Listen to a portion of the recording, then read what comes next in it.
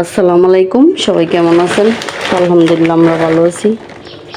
এই গরমের মধ্যে দেখা গেছে ভালো আর কতটুকু আছি তো বুঝতেই পারছেন। তো গতকালকে রাত্রে যে দেখেন সানির আব্বু, এগুলো আমাদের নিজের গাছের সবজি, টাটকা একদম। এগুলো হয়েছে কুমড়ো শাক, এগুলো মাছ দিয়ে রান্না করলে ভালো লাগে। আর এখানে আছে কি কি আপনাদের দেখাই। পেঁপে আছে, গাছের পেঁপে একদম নামে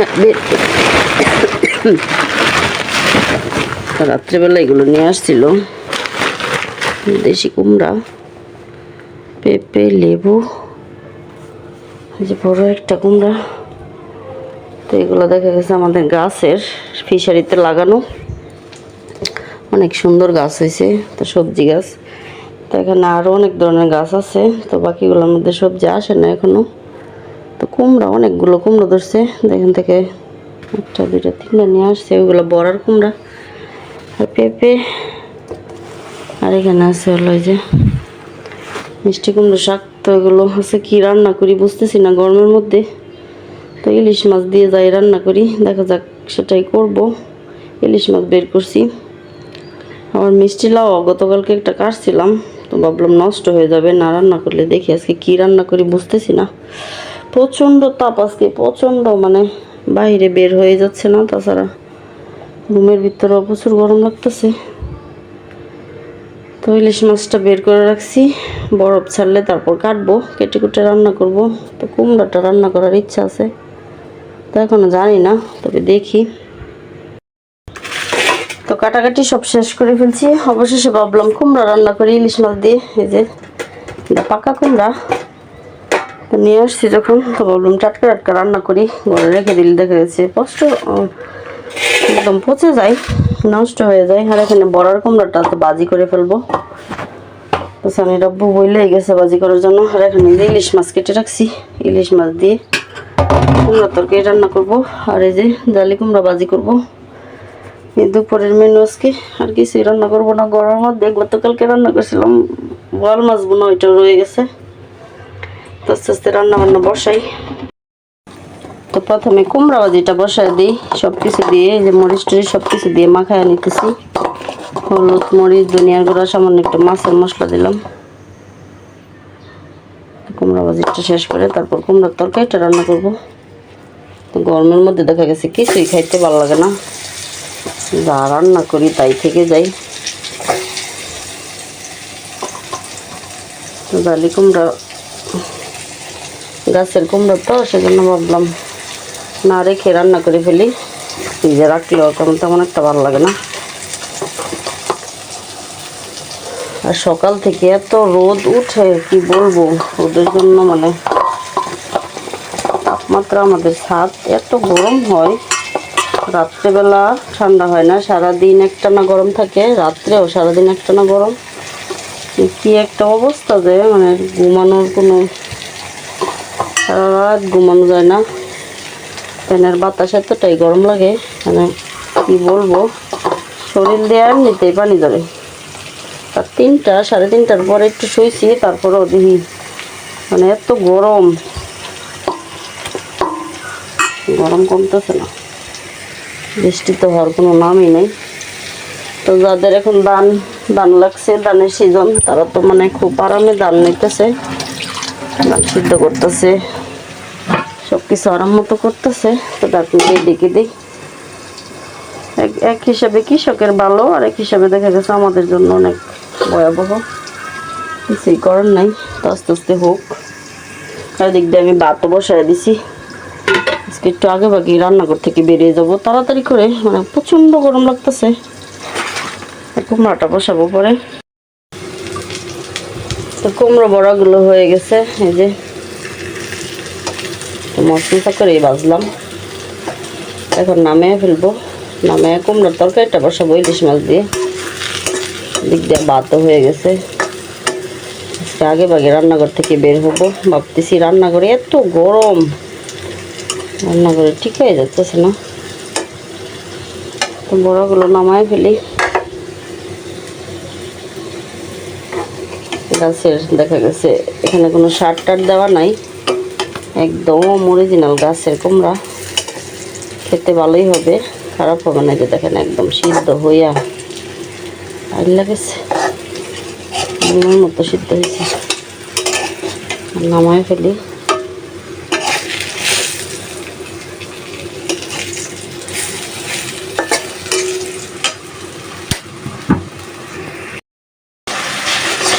কুমড়ার তরকারিটা বসায় দিলাম, কুমড়া ভাজিটা নামি ইলিশ মাছগুলো দিয়ে দিই।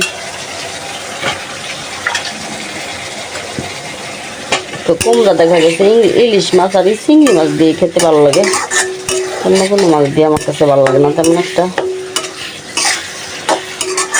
বড় মাছের মাথা দিয়েও রান্না করলে ভালো লাগে, কিন্তু সবচেয়ে বেশি এই 2 মাছ দিয়ে রান্না করলে ভালো লাগে। ইলিশ মাছটা ভালোভাবে কষায় নিই মশলার সাথে, তারপরে কুমড়াগুলো দিব। তো মশলাটা ভালোভাবে কষায় নিচ্ছি। এখানে শুধু হলুদ, মরিচ, ধনিয়ার গুঁড়া আর রসুন বাটা দিচ্ছি, আর কিছুই দিই না। কুমড়াগুলো আজকে বড় বড় হয়ে কাটছি, দেখেন কত বড় বড় হয়ে গেছে। সবগুলো দিয়ে দিই। সবগুলো আমাদের গাছের সবজি। আজকে যা যা রান্না করলাম, যা যা বলতে এই যে কুমড়া,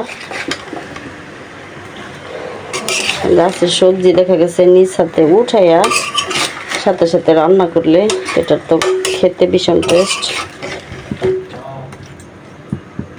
এখানে কোনো পানি দেওয়া লাগবে না, আস্তে আস্তে কষানো হোক। কুমড়া থেকে পানি উঠে তারপরে এই পানিতে সিদ্ধ হয়ে যাবে। দিক দিয়া কুমড়ার তরকারিটা যে দেখেন কষানো হয়ে গেছে, সামান্য একটু পানি দিব। এখানে কোনো পানি দেই নাই, কুমড়া থেকে যে পানি উঠছে ওই পানিতেই কষানো হয়েছে আস্তে আস্তে তরকারিটা। তখন পানি দিয়ে দিই।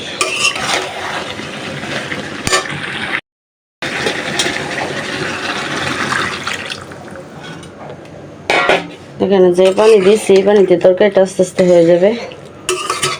ঝোলটা ঘন হলে তারপর নামিয়ে ফেলবো। একটা কাঁচামরিচও দিব। তো জালটা আজকে পরিমাণ মতো দিচ্ছি, বেশি দিই নেই। তো যে গরম পড়ছে, নামানোর আগে একটা কাঁচামরিচ দিয়ে দিব। আর দিক দিয়ে দেখেন আদা শেষ হয়ে গেছিলো, তো ভাবলাম আদাগুলো কুচি কুচি করে নিছি, এগুলো এখন ব্লেন্ড করব। সব কাজটা শেষ করে আসলাম, দুপুরে খাবার খেতে বসি। এই যে বড়া নিছি, কুমড়ো বড়া। 3:30 বেজে গেছে। দেখেন একা একা খেতে ভালো লাগতেছে না, বাসায় কেউ নাই। আর এত গরম, গরমের মধ্যে খাইতে ইচ্ছা করে না। বিসমিল্লাহ।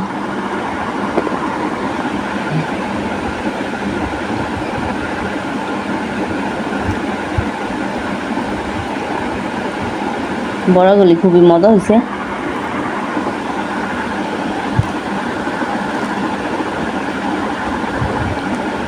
গাছের কুমড়ার সাথে সাথে বড়া করছি, এই জন্যই মনে হয় ভালো লাগতেছে। সানির আব্বু এখনো আসে নাই।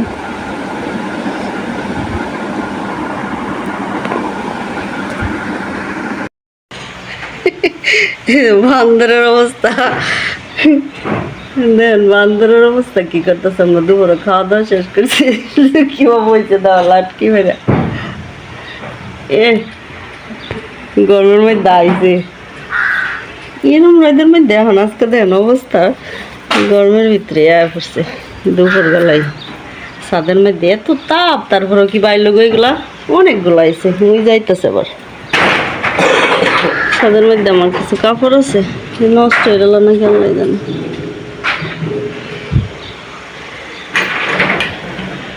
সানির আব্বু খাইতেছে। এই সবখানে লয়ে লাও, বল মাছ খাই শেষ করলো, খাইলাম। আর ইলিশ মাছ দাইয়া দাঁড়ানছি, খাই দাও। কুমড়া কুমড়া বাজি খাইলাম না কে? কুমড়া বাজিও মজা হয়েছে, গাছের টাটকা, ভালো হয়েছে না? এই ফ্যানের নিচে বয়ে রয়েছে, তারপরে দেখেন কিবা কামতেছে। তা এখন সময় হচ্ছে সন্ধ্যা 7টা। বাইরে গেছিলাম একটু, ছেলেদের টাকা পাঠাইছি বিকাশে।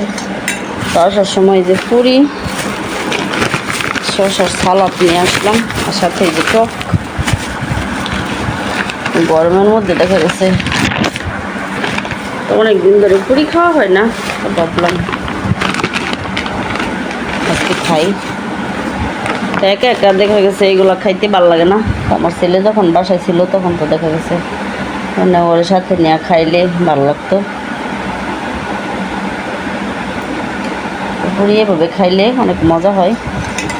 ভিতরে যেভাবে সালাডটা ভরে সাথে একটু টক দিলাম। বিসমিল্লাহ।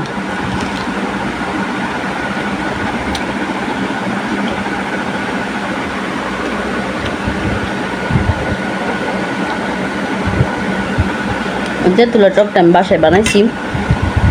ভাবলাম গরমের মধ্যে টক খাইতে ভালোই লাগে, তো বেশি করে সালাদও বানাই নিছি। পুরি দিয়ে খাই তো একা একাই খাইতেছি, আমার তো বাসায় কেউ নাই আর ছেলেতে।